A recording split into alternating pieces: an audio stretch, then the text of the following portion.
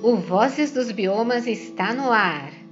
Confira a entrevista de hoje e vem com a gente!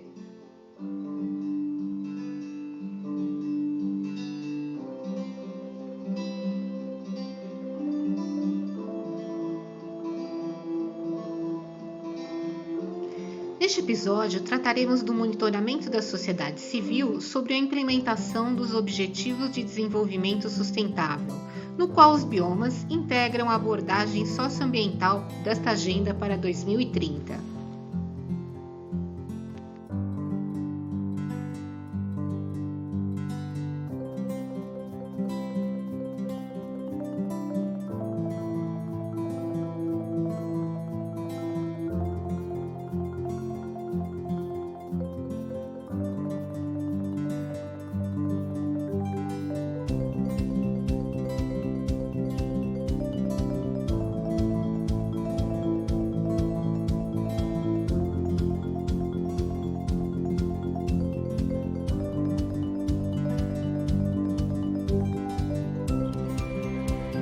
Um grupo de trabalho da sociedade civil brasileira está monitorando o desempenho do país com relação aos 17 Objetivos do Desenvolvimento Sustentável, ODSs, com metas até 2030, estabelecidos no contexto das negociações no âmbito da Organização das Nações Unidas, ONU. E divulgaram neste ano de 2021 o 5º relatório, que é batizado de Relatório Luz. O documento, com a contribuição de pesquisadores e especialistas de cerca de 60 organizações não governamentais, movimentos sociais, fóruns, redes, até fundações e federações brasileiras, analisa 169 metas desta agenda e os resultados são preocupantes, já que há a constatação de que nenhuma teve avanço e, mais alarmante, 92 tiveram retrocessos. O programa Vozes dos Biomas Blog Cidadãos do Mundo tem acompanhado esta pauta, que já teve em outros episódios a participação do ambientalista Rubens Born e Alessandra Nilo, da Gestos, que integram a GT Agenda 2030. Nosso 89º entrevistado hoje é Dalto Paiva, analista socioambiental do IEB, integrante do GT de Trabalho da Sociedade Civil para a Agenda 2030. Dalto, obrigada por sua participação. Bom dia, Sucena. Bom dia para todas, todos e todas que estão aqui nos assistindo. Antes de mais nada, agradecer o convite para estar aqui junto com você e com quantos estiverem nos assistindo, conversando sobre essa questão dos ODS e especificamente nessa relação com os biomas brasileiros, E interessante que esse nosso programa, programa que você agora está aqui apresentando e a gente conversando, ocorre logo em seguida, após o lançamento, a publicação do 6º relatório com relação à questão das mudanças climáticas, novamente com indicadores extremamente preocupantes, eu acho que neste relatório é aquele em que fica mais evidente a nossa responsabilidade enquanto sociedade, a responsabilidade humana, no aquecimento global e na questão das mudanças climáticas. Então, diretamente a questão que você levanta, Sucena, queríamos trazer notícias melhores. Queríamos trazer num contexto que é muito adverso para a sociedade brasileira, que é muito adverso especialmente para aquelas populações que encontram-se em situação de maior vulnerabilidade, indicadores que apontassem progresso. Mas o que a gente constata no 5º relatório, chamado Relatório Luz, porque justamente ele lança luz, ele ilumina, ele busca observar, a partir do olhar da sociedade civil, o desempenho que o Brasil tem em relação aos Objetivos de Desenvolvimento Sustentável, eles também não são os melhores. Nós tivemos, como você disse, um sério retrocesso, continuamos num processo de retrocesso em relação aos objetivos e em relação às metas que precisam ser alcançadas para que em 2030 nós tenhamos um mundo menos desigual. nós não estamos falando aqui de revoluções, no sentido estrito do termo. Nós estamos falando de ter um mundo menos desigual, né? Um mundo onde nós não tenhamos um abismo tão grande, tão profundo e tão devastador entre sociedade e natureza, porque, inclusive, sociedade e natureza são faces da mesma moeda, são dimensões da mesma realidade, que é a vida na Terra, né? E os indicadores realmente são muito preocupantes.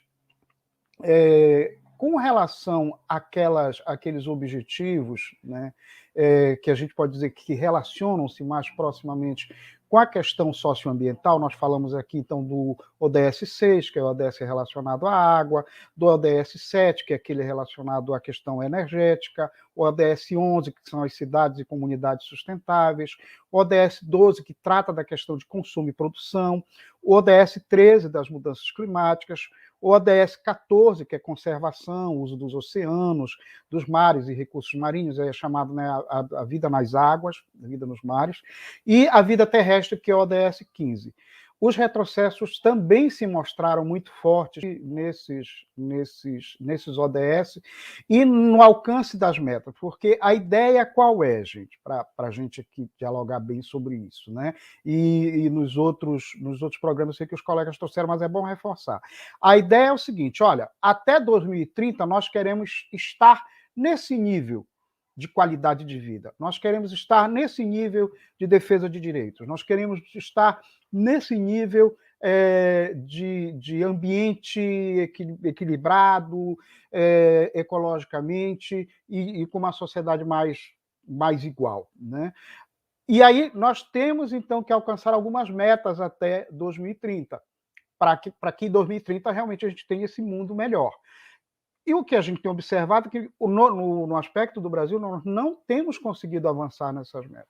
Nós temos tido os retrocessos. Então, por exemplo, o relatório Luz, ele coloca gradientes, né, qualificações. Então, um progresso satisfatório, ou progresso insuficiente, ou ela está estagnada, ou ela é uma meta ameaçada, no sentido de que então não teremos como alcançá-la. Nós temos um retrocesso, que aí é andar para trás mesmo, e tem ainda um outro dado, viu, Sucena, que tem aparecido já desde o último relatório, né, que é algumas metas que nós não conseguimos nem avaliar porque não tem dados. Tá? Mas no quadro que a gente tem agora, o que é que nós podemos ter?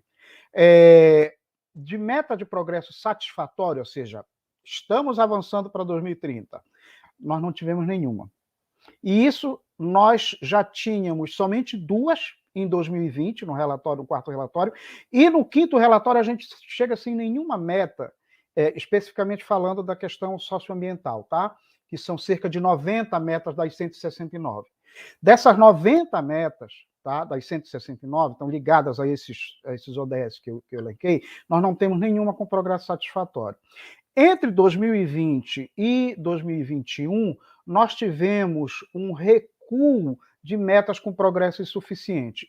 Nós tínhamos 9 no relatório de 2020 e nós baixamos para 5 no relatório de 2021. Metas estagnadas, ou seja, aquelas que não foram nem para frente nem para trás, o que é, se você vai olhar, também um retrocesso, né? No sentido mais amplo do termo, nós tivemos uma ampliação. Então, nós tínhamos 14 metas estagnadas em 2020 e nós passamos a 18, tá? Em 2021. As metas ameaçadas, ou seja, aquelas que, de forma mais contundente, nos impedem, né?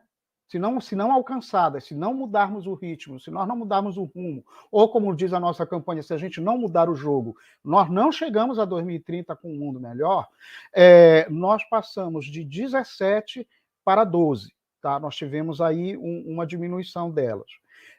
Em termos de retrocesso, ou seja, metas que você andou para trás, é outro tipo de avaliação que então nos mostra o quanto nós nos afastamos dos Objetivos de Desenvolvimento Sustentável e, portanto, de um mundo mais sustentável, de uma sociedade mais sustentável, de retrocesso nós tínhamos 32 em 2020 e nós passamos a 44 em 2021.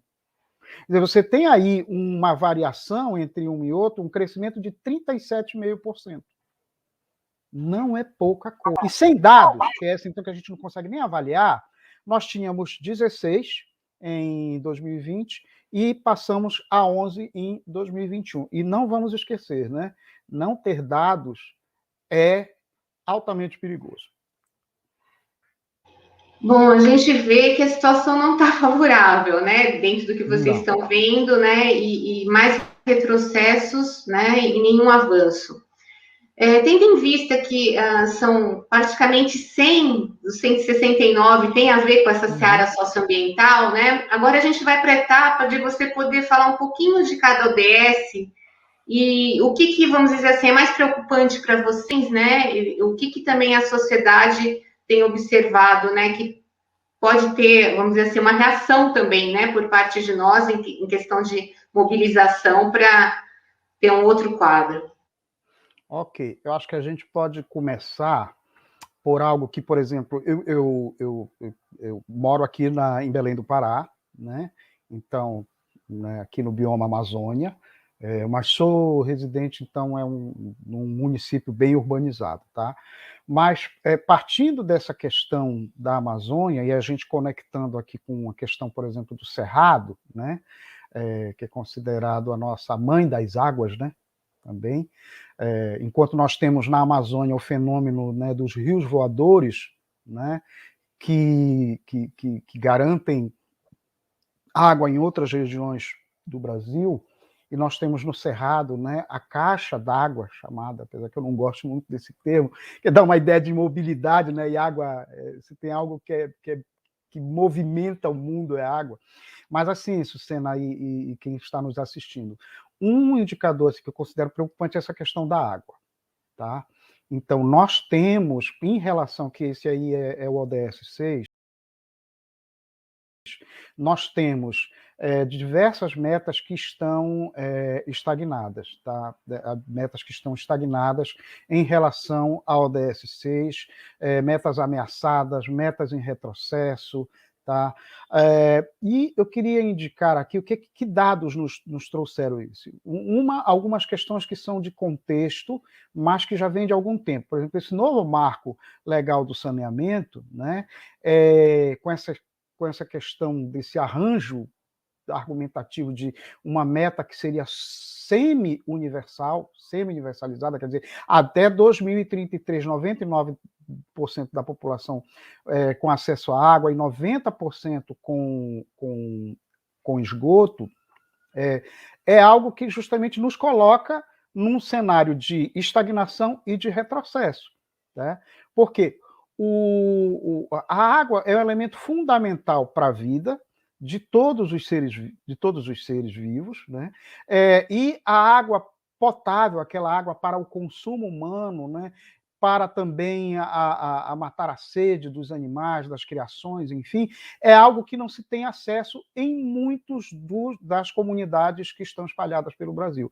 Nós temos um universo significativo de pessoas que não têm o chamado atendimento pleno para o acesso à água potável. E uma questão que para algumas pessoas que não moram na Amazônia se surpreendem, na Amazônia também. Não é pelo fato de nós termos um bioma em que a água está muito presente que as pessoas tenham acesso à água potável. Né? Especialmente as populações rurais, vivem uma realidade em que de cada 100 pessoas, 35 a 41 pessoas não têm acesso pleno à água. O que é esse acesso pleno? É a água na sua casa, e a água potável, né? Sem ter sobre esforço de buscar essa água, quilômetros até uma bica, quilômetros até um poço, ou até uma outra forma de acessar a água. Na questão, que eu acho que aí especialmente com certeza fala para muitos de nós aqui que estão assistindo, com relação à questão do ODS 11, né? Que é aquele das cidades sustentáveis, comunidades resilientes. Nós chegamos em 2021, gente, com mais de 9 mil famílias despejadas. Isso significa que nós temos mais de 9 mil famílias. Você multiplica pela média de 5 pessoas por família, então você vê, né, a imensidão de pessoas que estão sem teto, né, que foram, inclusive, desalojadas das suas moradias.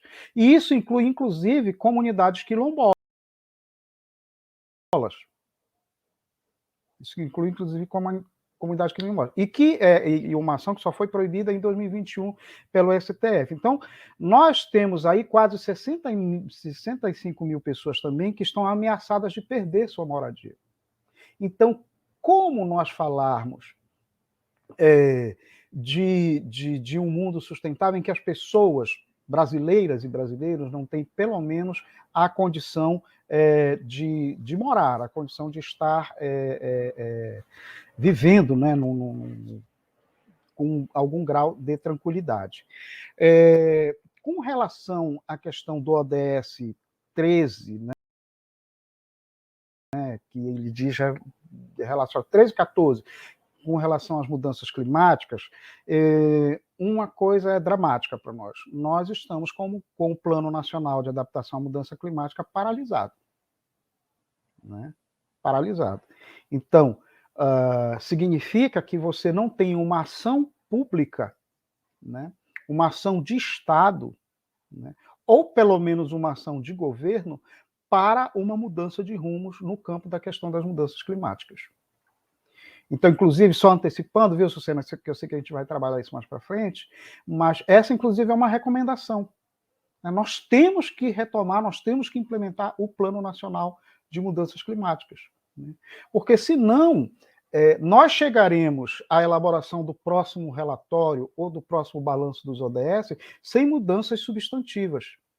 Porque, para que haja essas mudanças substantivas, é óbvio que a sociedade como um todo tem que estar articulada. A sociedade civil, empresas, governo, mas o Estado é fundamental. Né? A ação do Estado é fundamental. E, assim, a Covid nos mostrou isso.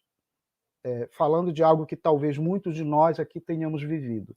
Quem salvou muitas vidas não foram os planos de saúde privados. Foi o atendimento no SUS. Uma ação pública, uma ação de Estado. Então, no campo das mudanças climáticas também se expressa da mesma forma. Né? Para nós conseguirmos avançar em mudanças substantivas, nós temos que retomar ações qualificadas do Estado nesse campo das mudanças climáticas. Eu antecipo essa recomendação. Uma delas é essa. Nós precisamos retomar o Plano Nacional de Mudanças Climáticas. Com relação à questão especificamente do ODS 15, que inclusive é o ODS que se relaciona, né, muito proximamente da questão dos biomas, há alguns dados. Né? Então, nós estamos falando de alguns dados, e aqui não é alarmismo, não é visão apocalíptica das coisas, são dados. Né? Você pode até interpretar os dados, mas eles são, como são quantitativos, eles evidenciam algo. Você pode tratá-los ou você pode ocultá-los. Mas os dados que nós conseguimos levantar, eles também são bem preocupantes. Nós estamos falando, por exemplo, de perda de 10% de área de vegetação nativa entre 1985 e 2019. Nós estamos falando aí de cerca de 870 quilômetros quadrados que nós perdemos de vegetação nativa. Como sempre, né, a Amazônia Legal tem um marco forte da questão do desmatamento, que cresceu quase 10%, 9,5%, de 2019 para 2010. Nós estamos falando aí de mais de 11 mil quilômetros quadrados de desmatamento. Lembrando o que é desmatamento, né? Desmatamento é o corte raso. Nós estamos falando da árvore que é eliminada. Né? da árvore que é morta, e com ela um conjunto de outros seres vivos que coabitam, né, nesse ecossistema com este outro ser vivo. Então, nós estamos falando aí que não é, quando a gente fala de desmatamento, não pensemos somente na cobertura vegetal, né, mas todos os seres vivos que estão aí colocados, inclusive nós. Às vezes a gente tem essa tendência, né, de dizer, estamos falando dos seres, vocês estão falando dos seres vivos, que são, não, cara, somos nós. Quando se desmata na Amazônia, você compromete, por exemplo, a questão que eu falava dos rios voadores, você compromete o ciclo de chuvas no sul-sudeste do país. Quando você desmata a Amazônia, ou num outro caso, como é a questão da degradação, especialmente pelo fogo, você está emitindo mais gás carbônico, né? Compromete a saúde também de humanos, né? Há dados que estão hoje bem consistentes que relacionam a questão da ocorrência de doenças respiratórias, né? Justamente nessas localidades que estão no entorno de áreas de grande desmatamento, ou especialmente de degradação florestal pelo fogo. Né? Então, acredito que nessa questão da Meta 15, isso. Né? O Cerrado, a gente falava do Cerrado, né? O Cerrado também ele teve um crescimento, né, de desmatamento, então tivemos aí um registro de 13% de aumento em 2020, são cerca de 7.340 quilômetros de desmatamento. E tudo isso nos indica, então, que nós precisamos ter uma mudança de rumo, né? Porque é preciso relacionar este crescimento do desmatamento com também, seja no campo das políticas públicas, do desmonte que essas políticas públicas estão tendo, como, por exemplo, esse esforço, né, grande do governo no desmonte ou no que ele chama de flexibilização da legislação ambiental, com coisas que são absurdas, como, por exemplo, há cerca de um mês atrás, eu acredito, né, a Fundação Palmares emitindo uma normativa em que flexibilizava a questão da consulta aos povos quilombolas, às populações quilombolas, quanto a empreendimentos no entorno de seus territórios. Né? Então, que as populações não poderiam nem ser consultadas. Então, fere, inclusive, a Convenção 169, mas fere fundamentalmente esse direito à vida saudável, não só das comunidades quilombolas, mas nossas também, que somos moradores de localidades ou comunidades urbanas. Então, eu acredito que, como bem falou, e aqui eu quero repetir as palavras que o meu colega Rubens Borne trouxe, inclusive no lançamento, né, do nosso relatório Luz, ele dizia assim, que a crise ambiental está instalada e segue sendo promovida pelo governo federal e, em alguns casos, por governos subnacionais. Então, Sucena, é assim, não, de novo, não sou alarmista, não estou falando do apocalipse, né? O que eu estou dizendo é que, e aqui me vem muito esse alerta do próprio sexto relatório da questão das mudanças climáticas. Se nós somos, e aí nós somos no sentido da sociedade, tá? Se nós somos os causadores, nós podemos também ser a solução. Nós também podemos, ou mais ainda, nós devemos ser a solução. Né?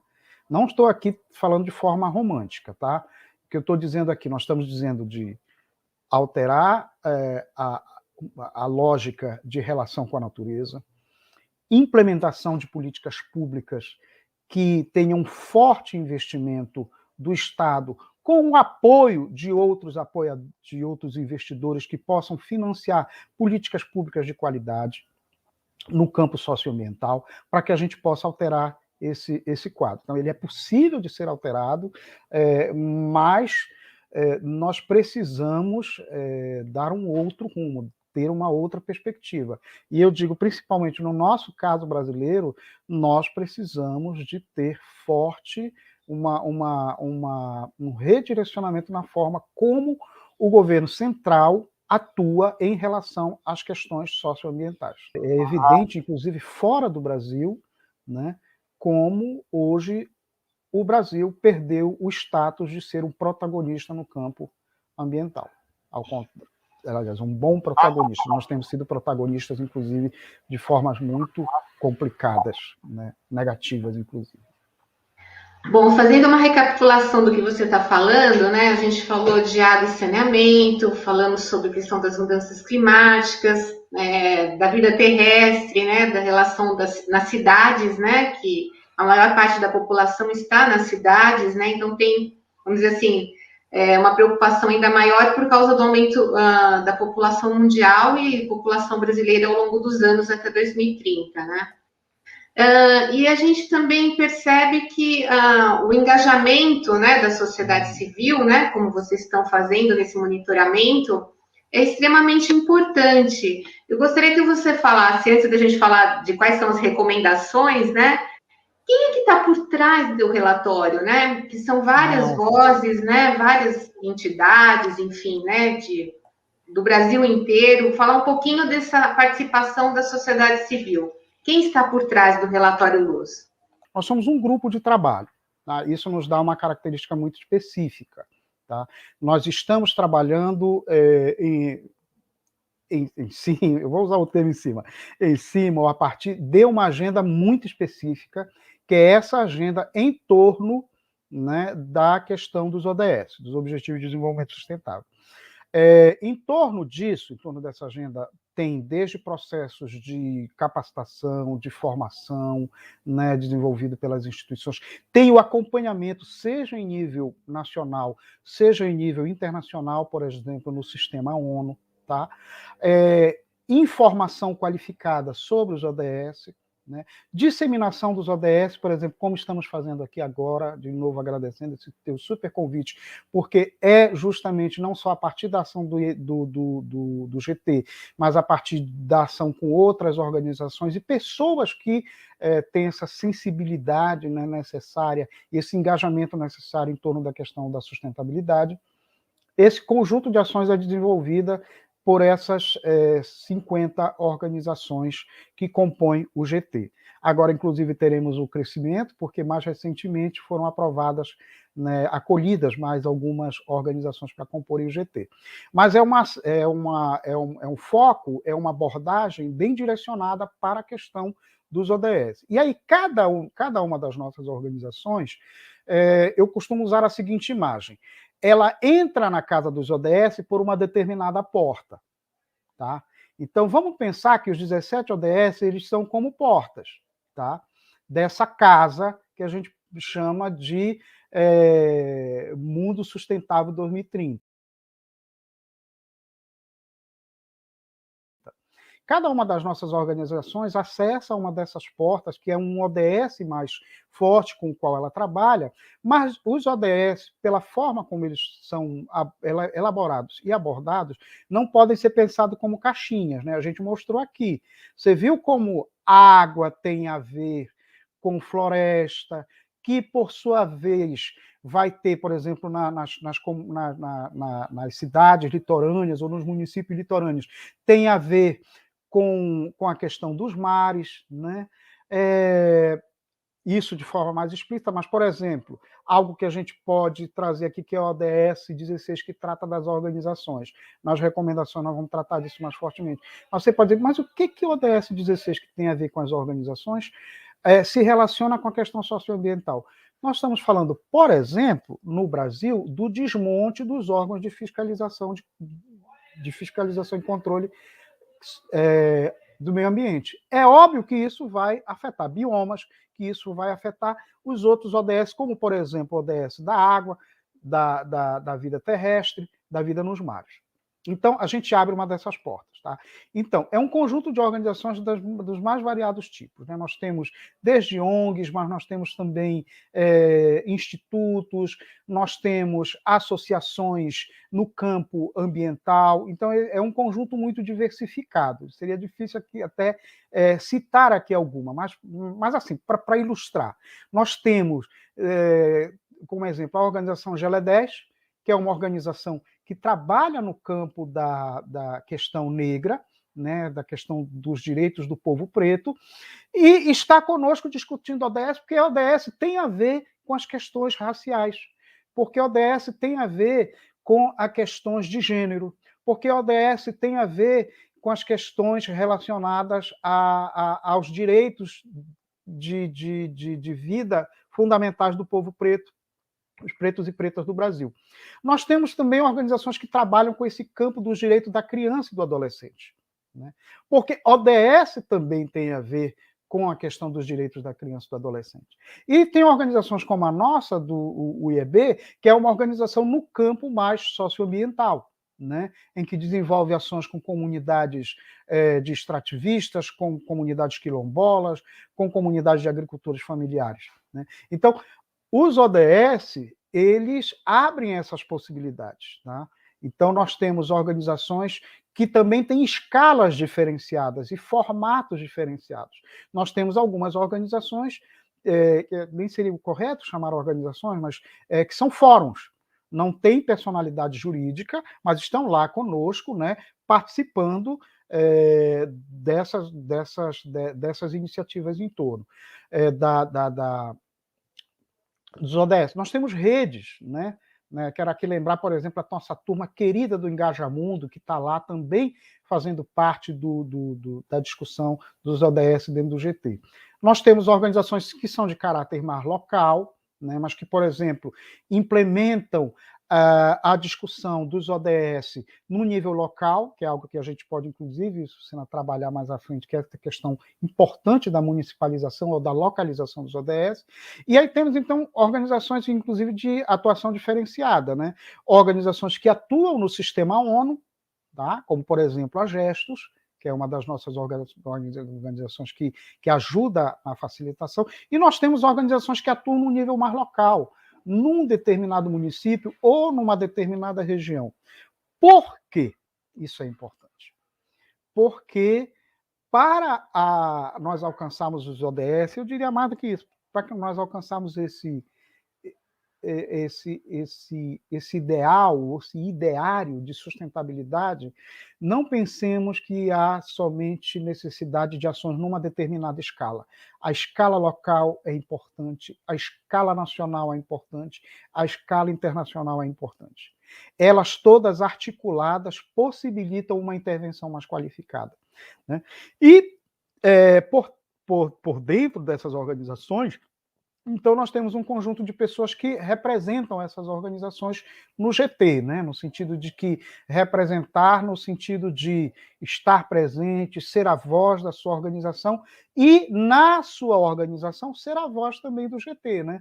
No sentido de cada vez mais fazer com que essa discussão dos ODS, eles permeiem, eles percolem, né? Eles encharquem a vida das nossas organizações da sociedade civil.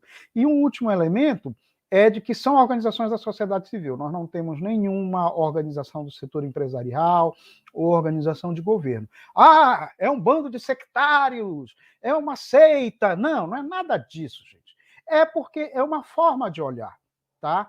O que não tem impedido do GT ter participado, né, inclusive em estruturas onde o governo tinha uma forte presença, como, por exemplo, que foi infelizmente desativada, a Comissão Nacional de Acompanhamento dos ODS. O governo federal estava lá. As instituições de pesquisa estavam lá. E o GT também estavam lá. É preciso só entender isso. Trata-se de um grupo de trabalho que busca, com o olhar da sociedade civil, fazer essa discussão em torno da Agenda 2030, por meio de informação qualificada, disseminação do que são os ODS e construção dessa agenda acompanhamento dessa agenda nesses três níveis, né? Internacional, nacional e local. Bom, foi importante você falar isso para as pessoas compreenderem o bastidor, né? Quem está por trás, né, de toda essa análise dos documentos e também a gente falar que existe uma frente parlamentar mista, né? Agora atuando também com Isso. relação aos UDSs, né? Agora a gente chega numa fase importante, né, da nossa entrevista aqui, né? Quais são as recomendações, principalmente no tocante a esses quase 100 itens, né, que são relacionados à área socioambiental, que eu acho que é importante para a gente exercitar um pouquinho o que a gente faz parte, né, desse nosso exercício de democracia, também de gestão participativa, o que a sociedade civil não organizada e organizada também pode contribuir, né, nessa gestão pública, né, que também tem que ser participativa. Então, por favor, quais são as recomendações, Dalton? Beleza, Sucena. Antes, eu queria só fazer um destaque que eu acabei esquecendo. O relatório, Sucena, além dele ser fruto das organizações do GT, teve um conjunto de outras organizações que não são do GT que contribuíram. Sucena, eu vou me permitir aqui, tá, junto com você e quem está nos assistindo, de trazer algumas reflexões sobre a questão das recomendações, que inclusive a gente não teve condições de apresentar no seu conjunto todo no lançamento, tá? Porque realmente era um tempo curtinho, mas aqui a gente tem um tempo até bacana de conversa, tá? Eu diria assim, e aí eu digo recomendações, vou abordar questões na dimensão socioambiental, tá legal? Nós poderíamos dizer que são os seguintes, nós temos 39 recomendações do relatório Luz ligadas, vamos dizer, diretamente a essa questão socioambiental, né? Essas 39 recomendações, elas estão organizadas, ou a gente poderia dizer assim, alinhadas em 4 grandes alertas, né? Acho que o primeiro é recomendações ligadas a essa questão de garantir e executar orçamento, né? Ampliando os investimentos. Um segundo grande bloco de recomendações nos chama a atenção para inovar na abordagem, né, com relação à questão socioambiental e de forma integrada. Um terceiro conjunto de recomendações aponta para a necessidade de reforçar a participação e o controle social, inclusive reativando instâncias de controle social que estão desativadas. Tá? E um quarto conjunto nos aponta que é preciso fortalecer e inovar as instâncias, os mecanismos e os órgãos de implementação das políticas públicas. Eu vou comentar aqui, de forma bem direta, algumas dessas recomendações. Por exemplo, nesse campo de garantir e executar o orçamento, ampliando investimento, nós estamos, por exemplo, na questão das águas, aumentar os investimentos nos órgãos gestores de recursos hídricos da União e dos estados. E nós estamos precisando ter instrumentos tecnológicos para monitorar, por exemplo, a modelagem hidrológica e a fiscalização. A gente precisa criar salas de situação para aperfeiçoar os mecanismos, né, e sistemas de suporte, né, para tomada de decisão. Uma outra questão, nós já dissemos aqui, ligada à questão de executar orçamento, ampliar investimento, gente, financiar e implantar o Plano Nacional de Adaptação às Mudanças Climáticas. Nós precisamos retomar isso de forma urgente, urgente. Nós estamos colocando em risco o Brasil como um todo, mas não é só o Brasil, o mundo. A gente precisa também, retomando essa questão de garantir orçamento, ampliar investimento, por incrível que pareça, eu comentava isso até dentro do GT, que nós estamos trazendo algumas recomendações que são óbvias, né? Mas nós estamos num contexto de Brasil, Sucena, que até o óbvio a gente precisa dizer. Por exemplo, nós recomendamos, com relação a isso, fortalecer técnica e politicamente o IBAMA,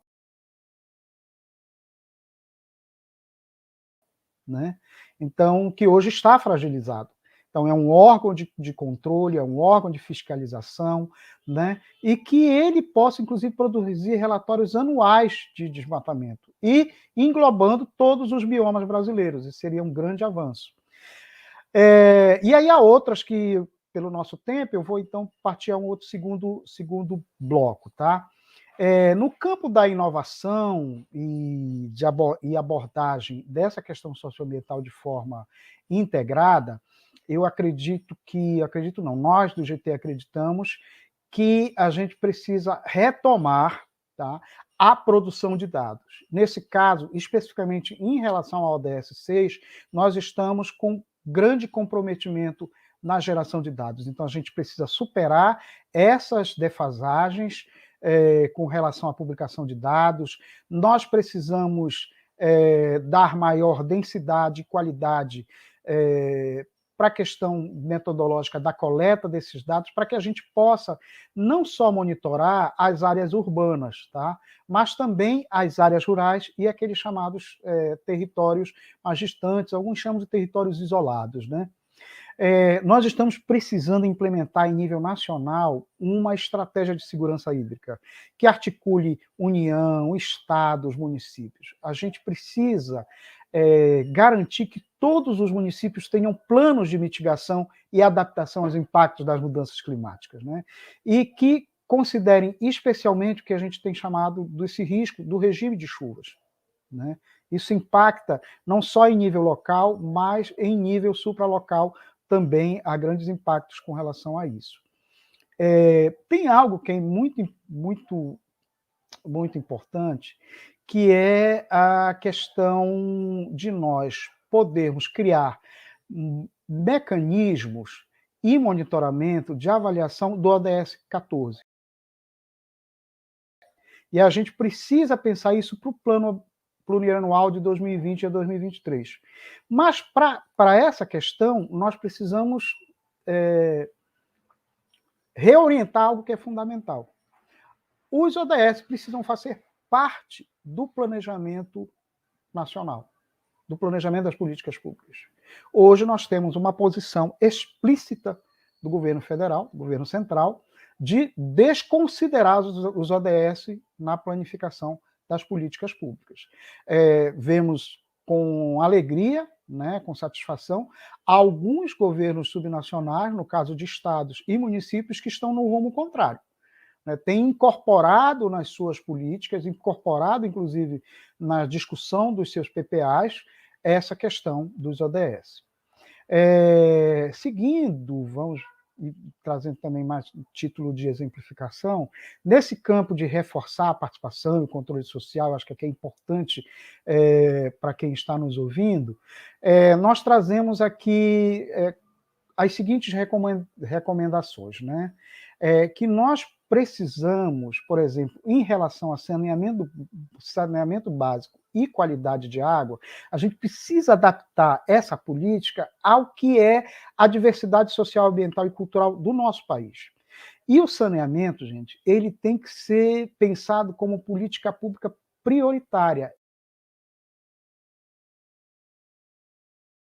e de Estado. Isso significa que saneamento não é negócio. Saneamento é direito. É uma mudança de perspectiva muito importante. O que nós temos visto tem sido um desmonte, né, das instâncias de participação em controle social. Então, mais ainda, nós precisamos garantir que os povos indígenas, que as comunidades quilombolas, que as comunidades ribeirinhas estejam presentes, atuantes e com voz ativa nas instâncias de governança das políticas de clima e de meio ambiente, né? E, para isso, a gente precisa urgentemente concluir o processo de demarcação das terras indígenas e dos territórios quilombolas, que está previsto, inclusive, na Constituição. Para ver o que isso significa em termos de impacto, Sucena e quem está nos ouvindo. Por exemplo, se uma comunidade quilombola não tem o seu território reconhecido, algumas prefeituras argumentam esse não reconhecimento para limitar o acesso diferenciado dessas comunidades à água potável, ao saneamento. Então, direito territorial, ele é um direito fundamental para essas comunidades. E no campo da gente fortalecer inovação, instâncias, mecanismos, né, nós estamos aqui, entre as sugestões que nós temos, por exemplo, reestruturar, né, a área de mudança de clima no Ministério do Meio Ambiente e no Ministério das Relações Exteriores.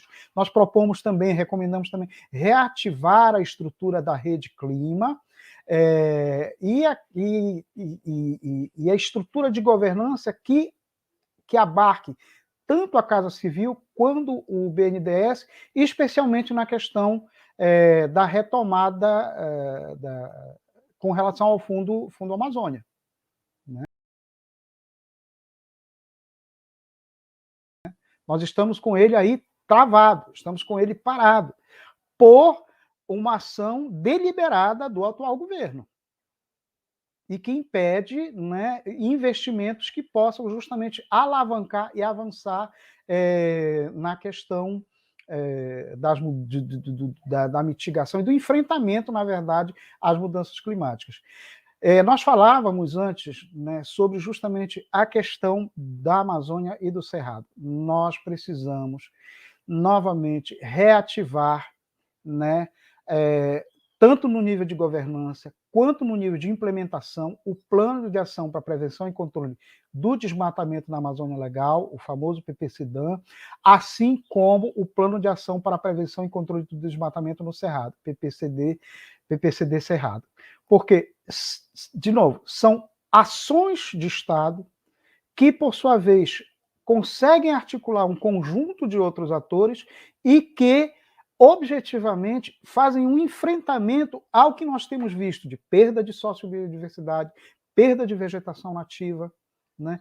Comprometimento das águas, sejam no nível das águas superficiais quanto das águas subterrâneas. Né? Então, essas são algumas recomendações, Sucena, que a gente tem aqui em vista e que vocês podem, inclusive, acessar no nosso relatório, porque a proposta é justamente essa, né? Fazer a crítica, levantar os dados, apontar o que está colocado, inclusive em termos de retrocesso, mas, ao mesmo tempo, a sociedade civil, com esse conjunto de organizações que estão no GT, mas também aquelas que contribuíram, que não estão no GT, dizendo, olha, mas nós podemos mudar, nós temos condições, as condições estão dadas. É bem interessante isso, Sena, porque o que a gente traz no relatório tem alguns elementos de implementação de algo novo, mas tem um conjunto de ações que já estão dadas, já estão na estrutura de ação do Estado. Né? O PPCD Cerrado e o PPCDAM são dois exemplos, né, de ação que já estava sendo estabelecida, que estava sendo dinamizada, mas nós tivemos aí um desmonte. Nós estamos falando, por exemplo, de Ministério de Meio Ambiente e de IBAMA, que não são estruturas a serem criadas.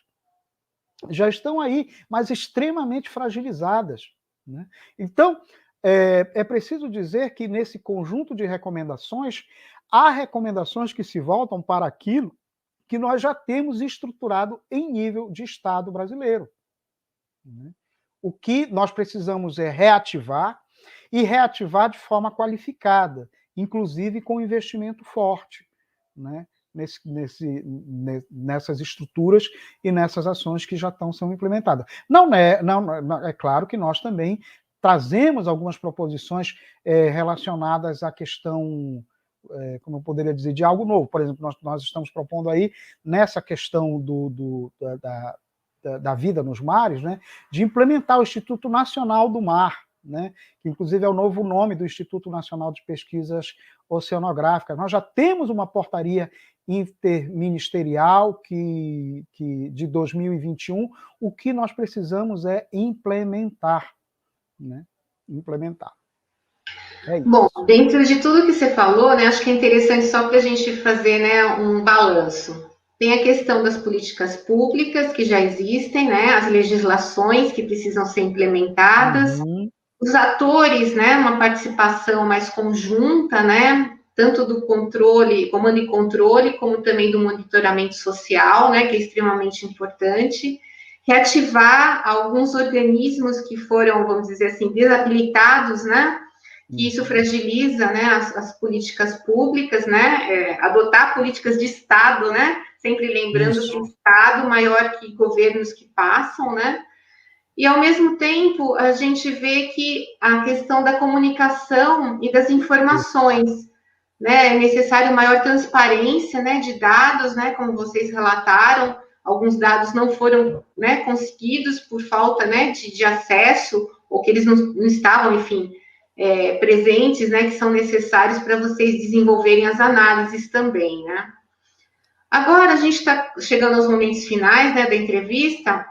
Eu gostaria que você colocasse as considerações, né, que achar pertinente e ao mesmo tempo convocar, né, as pessoas para conhecerem o relatório, se aprofundarem e que canal elas podem ter também com vocês para dialogar, para contribuir e ao mesmo tempo ter um retorno por parte do GT. Obrigada pela participação. Eu novamente que agradeço. Então, gente, eu queria aqui especialmente falar, né, eu trazer uma mensagem para muitos que estão nos assistindo e que não são de uma organização, né? Não são de uma organização e muitas vezes não se sentem ainda nem motivados. Eu os motivaria a participar, né? Você participando de uma organização, você encontra outras e outros que compartilham dos teus sonhos, que compartilham dos teus ideais, sabe? E nesse momento em que a gente vê sonhos, ideais, né, serem tão fortemente agredidos, quanto mais a gente se juntar com quem tem sonhos e ideais, mais forte a gente se torna, tá? Então, convoco isso, a participar de alguma organização que seja no nível local, seja no nível da sua cidade, do seu bairro, isso. Com relação à questão específica dos ODS, nós temos, então, uma página, né, que é a página do próprio GT, que você pode acessar, gtagenda2030.org.br.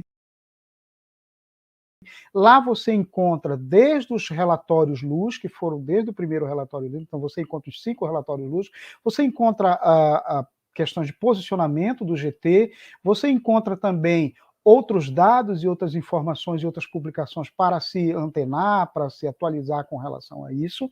E também lá você tem um canal que pode nos levantar questões, solicitar informações e que a gente pode ter esse diálogo com você que esteja interessado em continuar fazendo essa discussão, continuar fazendo esse debate.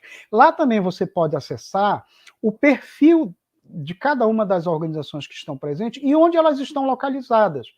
Então, inclusive, além de você conversar com o GT, de modo mais geral, por meio da página do GT, você pode também conversar com uma organização que esteja mais próxima de você.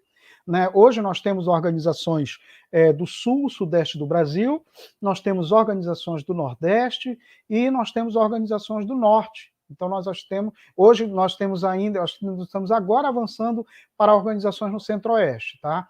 Mas Sul, Sudeste, Norte e Nordeste, você tem organizações que fazem parte, você pega lá no perfil e pode dialogar com essas organizações diretamente, porque tem telefone, né? Algumas dessas organizações, inclusive, têm publicações impressas que podem ser doadas, caso você tenha interesse de aprofundar sua leitura. Mas como canalizar toda essa energia, toda essa vibração em torno do DS que você possa fazer? Acho que nós temos uma questão importante para esse ano, gente, que é a discussão dos planos plurianuais municipais. Ou seja, os municípios vão estar dizendo o seguinte, o governo do seu município que assumiu recentemente, em que vamos investir nesses nossos 4 anos de governo. É a hora de você, cidadão, cidadã, aí no seu município, fazer pressão sobre o prefeito, mas principalmente sobre os seus parlamentares, sobre a sua Câmara de Vereadores, com relação à questão da sustentabilidade do seu município. Né? E a sustentabilidade do seu município pode ser muito bem ancorada nos ODS. Né? Então, uma forma que eu vejo é faça contato com o vereador que você elegeu. né? O vereador que você votou. Faça contato, se você não foi o que elegeu, mas que você sabe que tem uma sensibilidade, né? E se articule. Acho que essa é uma iniciativa muito possível que a gente pode fazer, né? Pressão, né, sobre os parlamentos municipais com relação ao PPA, deste que vai ser elaborado esse ano, que vai valer para os anos seguintes, e colocar aí dentro deles o ODS como uma diretriz de planejamento das ações do município. Bom, gratidão, Daltro, e que vocês possam ter um bom trabalho, né? E a gente possa ter um sexto relatório Luz com outra, né, perspectiva, né? Em vez de retrocessos, que haja avanços, né? E com a participação maior da sociedade civil. Muito obrigada. Eu que agradeço, Sucena. Um abraço a todas, todos e todes.